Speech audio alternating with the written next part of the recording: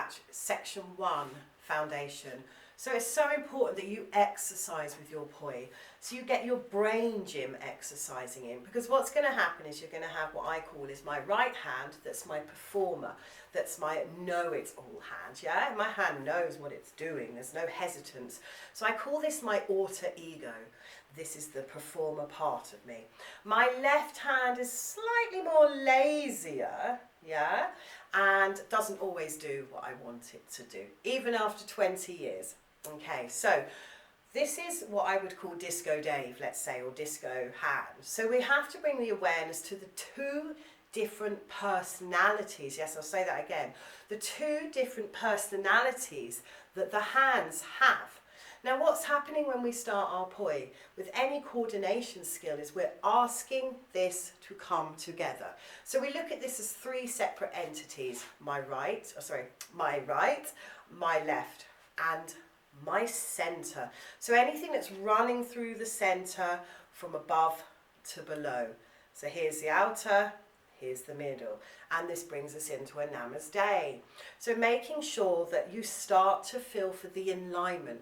Now what we're going to need to do is bring our attention more often to the weaker hand.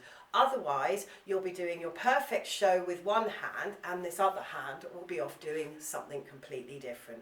So really be aware of what the hands are up to.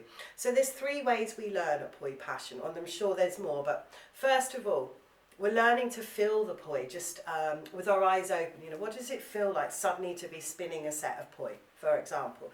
Second thing, we're learning to look. And when I say look, I mean looking at your hands, not at your teacher. Okay, so we're looking to make sure these pois feel right. And then the third thing we would do is shut our eyes for the internal feeling of what the poi feels like. So at this point, you can take a photographic memory. So we feel it goes into our system because we've already worked the muscle memory, and we start to trust that our flow is there. So really just take your time. There's no rush in poi. I've seen so many people rush it over the years. It's a journey, not a destination. I'm 20 years in and I hope I still have another 20 or 30 to go. So I'm not in a rush to be the best poier or have the best moves. It's important to me that I understand the movements and how they work before I can then present them into a flow. The thing is with poi, if one of your pois is out of sync to what you're going to be doing, it's going to make everything else out of sync.